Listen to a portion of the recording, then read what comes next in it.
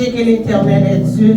C'est lui qui nous a fait et nous lui appartenons. Nous sommes son peuple et le troupeau de son pâturage.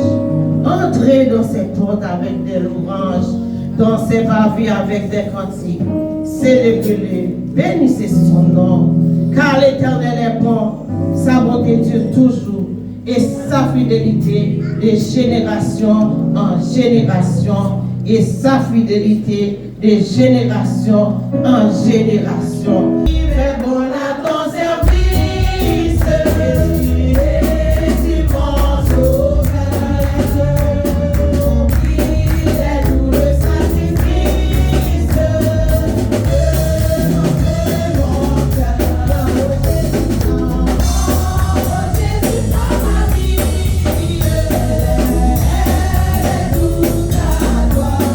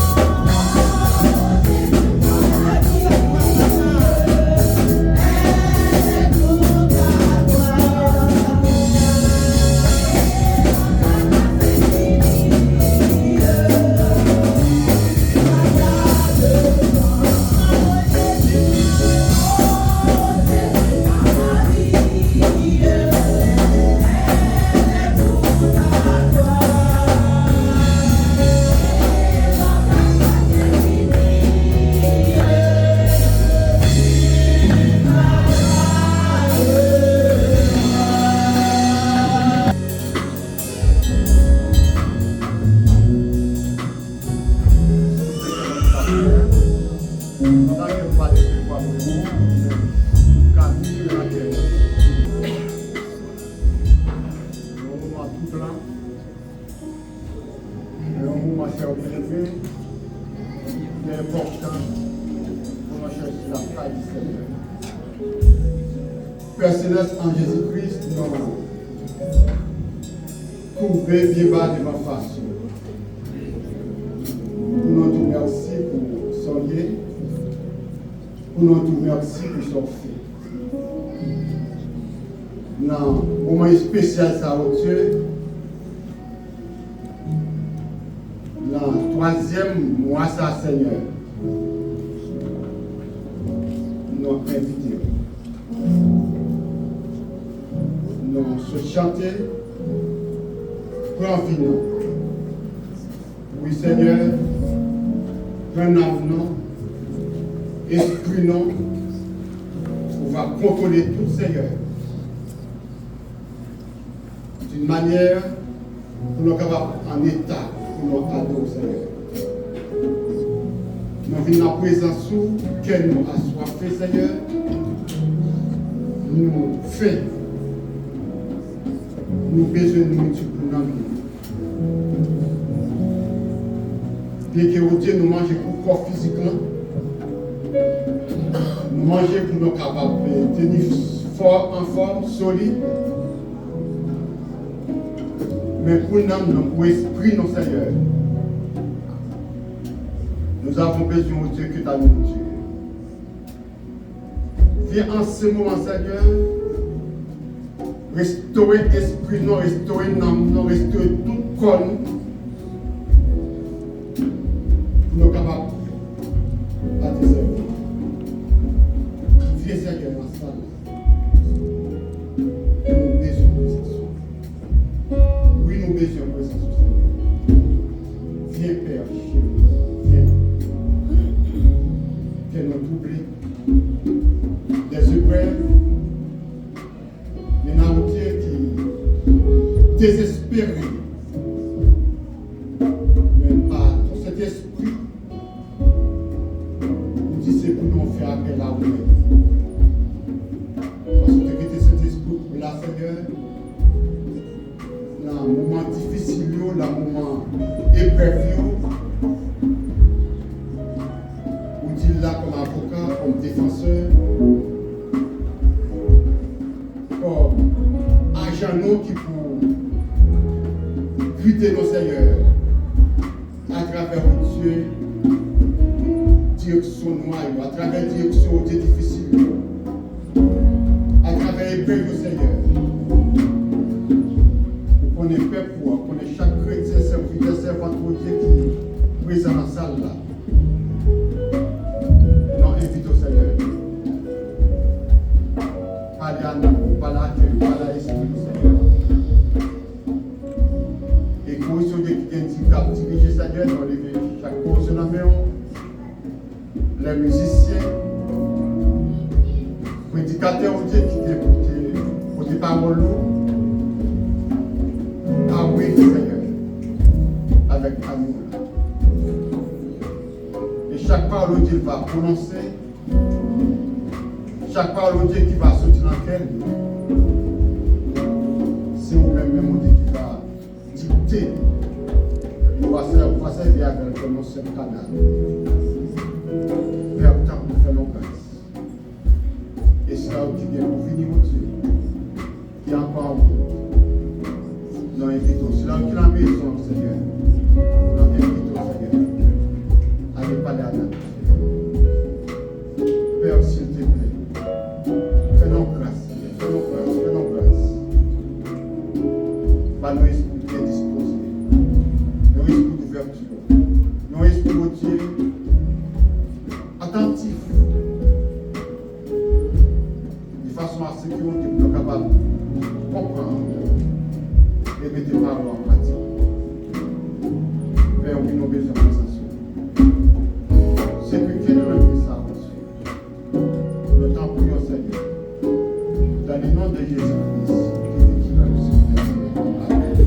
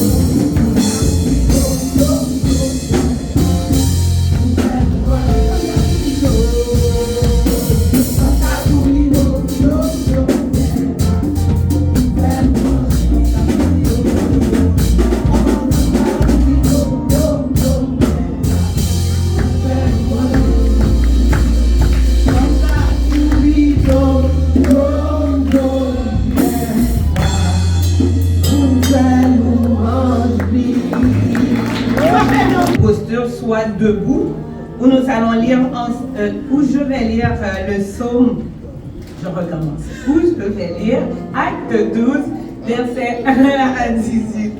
Donc, Acte 12, versets 1 à 18, je demandais à l'Assemblée de bien vouloir rester debout pour la lecture.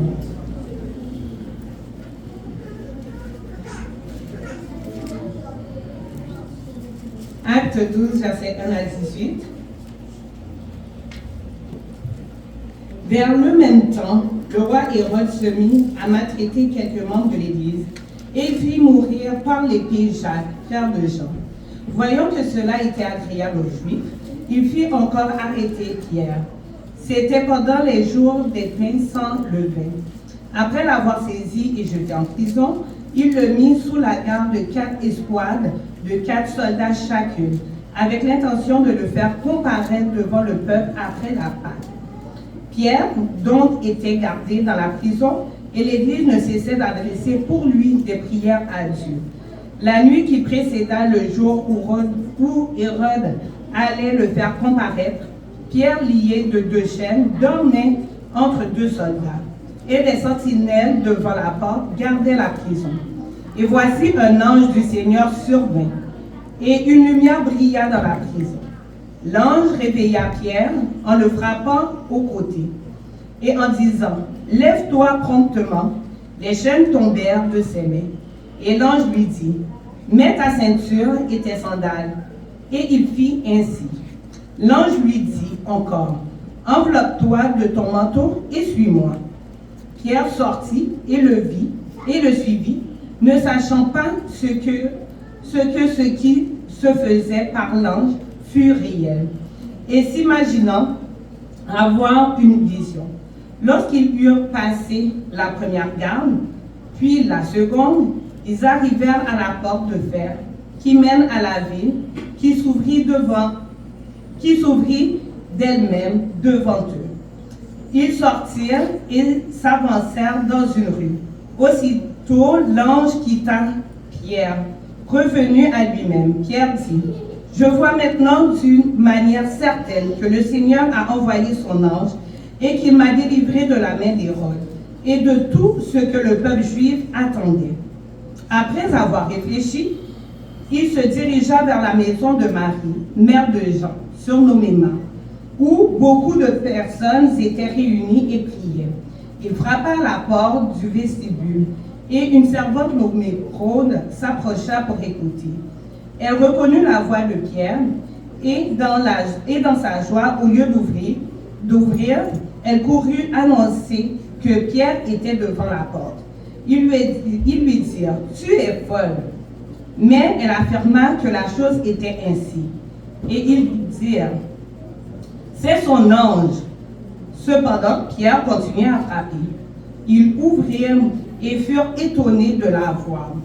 Pierre, leur ayant de la main fait signe de se taire, leur raconta comment le Seigneur l'avait tiré de la prison, et il dit « Annoncez-le à Jacques et aux frères. » Puis il sortit et s'en alla dans un autre lieu. Quand il fit jour, les soldats furent dans une grande agitation pour savoir ce que Pierre était devenu. Parole du Seigneur.